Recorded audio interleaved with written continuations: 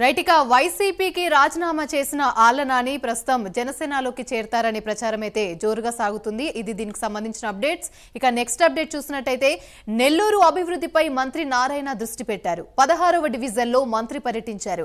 నగరంలోని ప్రధాన కాలువల స్థితిగతులపై సమగ్రంగా సర్వే చేపట్టాలని అధికారులను ఆదేశించారు. కాలువలను ఆక్రమించుకొని అక్రమ కట్టడాలను తొలగించేందుకు సిద్ధమవుతున్నట్లుగా నారాయణ తెలిపారు. నెల్లూరు నగరాభివృద్ధి ప్రజల భవిష్యత్తు కోసం యుద్ధ ప్రాతిపాదికన కాలువ పనులను స్టార్ట్ చేస్తున్నట్లుగా మంత్రి తెలిపారు. ఇదే అంశానికి సంబంధించి మరిన్ని వివరాలు మా ప్రతినిధి నెల్లూరు నుంచి నరేష్ మరిన్ని అప్డేట్స్ అందిస్తారు లైవ్ ద్వారా. నరేష్.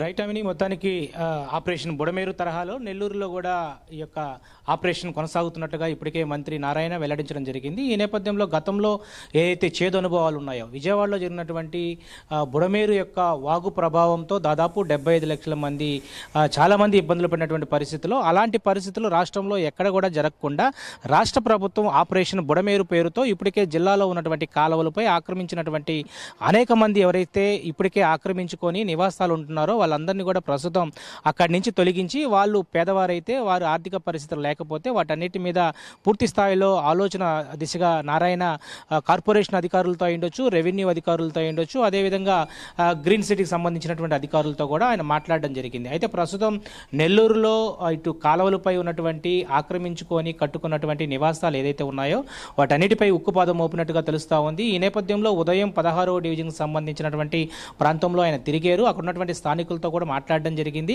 ప్రధానంగా గతంలో ఏదైతే 5 ఏళ్ల కాలంలో అనేక పర్యాయాలు ఈ యొక్క కాలువలు ఆనుకున్నటువంటి అనేక ఇల్లు నివాసాలు ఉన్నటువంటి ప్రజలు అనేక ఇబ్బందులు అయితే ఎదుర్కొన్నారు. వాళ్ళందరి మీద కూడా ప్రస్తుతం ఏదైతే మంత్రి నారాయణ గతంలో జరిగినటువంటి బుడమేరు వాగు వల్ల అనేక లక్షల మంది ఇబ్బంది పడ్డారు. సో ఈసారి రాష్ట్రంలో అలాంటి ఇబ్బందులు ఎదుర్కోకుండా కాలువలపై ఉన్నటువంటి ఎవరైతే ఉన్నారో వాళ్ళందరినీ కూడా తొలగించడం, వాళ్ళకి మరో చోట వీళ్ళకి నివాస స్థలాలు కూడా మంజూరు చేసే విధంగా కూడా మంత్రి నారాయణ ఒక ప్రణాళిక సిద్ధం చేశారు. ఈ నేపథ్యంలోనే మంత్రి నారాయణ కార్పొరేషన్ అధికారులు, రెవెన్యూ అధికారులు పూర్తి స్థాయిలో నెల్లూరు నగరంలో ప్రధానమైనటువంటి కాలువ ఏదైతే సర్వేపల్లి కాలువ అంటారు, దాంతోపాటు రామిరెడ్డి కాలువ ఉంది, అదేవిధంగా ఉయ్యాల కాలువ ఉంది, అదేవిధంగా మరికొన్ని కెనాల్స్ అయితే ఈ నేపథ్యంలో నెల్లూరు నగరంలో ఉంది. గతంలో 2015లో కురిసినటువంటి భారీ వర్షానికి పైనుంచి వచ్చినటువంటి వరద నీరంతా కూడా నెల్లూరు పట్టణం అంతా, నగరం అంతా కూడా దాదాపు ఫస్ట్ ఫ్లోర్ వరకు కూడా మునిగిపోయింది. సో అలాంటి పరిస్థితులు మళ్ళా రాకుండా దాదాపు కూడా 2024లోనే ఆపరేషన్ నెల్లూరు అనే ఒక ఆపరేషన్ బుడమేరు పేరుతో నెల్లూరులో పూర్తిగా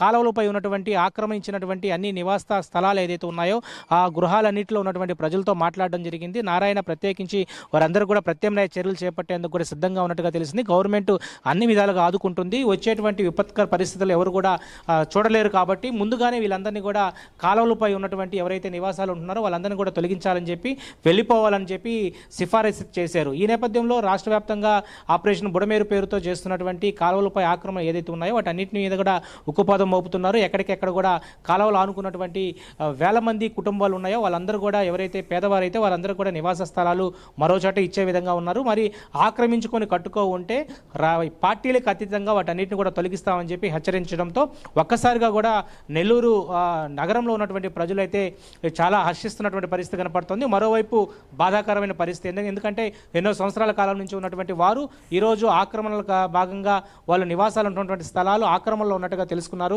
సో కార్పొరేషన్ అధికారులు వీటన్నిటి మీద కూడా పూర్తి స్థాయిలో కూడా ఒక నివేదికను ఏర్పాటు చేసుకుంటారు. ఏ అయితే కాలువలు ఆనుకొని ఉన్నటువంటి గృహాలు ఏదైతే ఉంటాయో వాటన్నిటిని కూడా వాళ్ళందరూ కూడా నోటీసులు జారీ చేస్తారు. తర్వాత ఆపరేషన్ బుడమేరు పేరుతో వీటన్నిటిని కూడా తొలగిస్తారు. మొత్తానికి 2015లో జరిగినటువంటి విపత్కరమైనటువంటి వరదల వల్ల నగరం పట్టణం అంతా కూడా దాదాపు ఫస్ట్ ఫ్లోర్ వరకు కూడా వరద నీరు చేరిపోవడం, అప్పుడు నెల్లూరు నగరంలో ఉన్నటువంటి మన్సూర్ కాలనీ అయ్యుండొచ్చు, జెండా వీధికి సంబంధించిన కాలనీ అయ్యుండొచ్చు, అదేవిధంగా అనేక కాలనీ కూడా పూర్తి స్థాయిలో కూడా ఫస్ట్ ఫ్లోర్ వరకు ప్రజలు ఇబ్బందులు పడ్డారు. ఆ టైంలో ముఖ్యమంత్రి చంద్రబాబు నాయుడు స్వయంగా 4 రోజుల పాటు నెల్లూరు నగరంలో ఉండి ఇక్కడ ఉన్నటువంటి ఏర్పాట్లన్నీ కూడా ఆయన స్వయంగా చూసినటువంటి పరిస్థితిలో మరలా అలాంటి ప్రభావం ఉంటుందనే ఒక నేపథ్యంలోనే ఈరోజు రాష్ట్ర ప్రభుత్వం బుడమేరు తర్వాత ఆపరేషన్ బుడమేరు పేరుతో ఈరోజు రాష్ట్రంలో ఉన్నటువంటి అనేక కెనాల్పై ఉన్నటువంటి కాలువలపై ఉన్నటువంటి ఆక్రమించినటువంటి ఏదైతే స్థలాలు ఉన్నాయో వాటన్నిటిని కూడా తొలగిస్తున్నారు.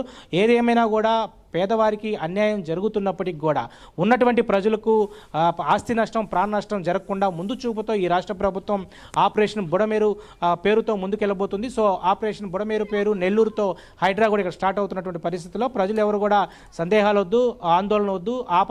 ఈ యొక్క విపత్కర పరిస్థితులు ముందుగానే మేము తెలుసుకోవడం ఇలాంటివి చేస్తున్నామని చెప్పి నారాయణ ప్రజలకు హామీ ఇవ్వడంతో ఒక్కసారిగా కూడా ప్రజలు కొంతవరకు కూడా ఆగడం జరిగింది. ఈ నేపథ్యంలో మరో కొంతకాలంలో ఈ యొక్క ఆపరేషన్ బుడమేరు పేరుతో పూర్తి స్థాయిలో కెనాల్ కానుకున్నటువంటి ప్రాంతాలన్నింటినీ కూడా పూర్తిగా వాళ్ళందరినీ కూడా మరో ప్రాంతాలకు తరలించే విధంగా కూడా ప్రత్యామ్నాయ చర్యలు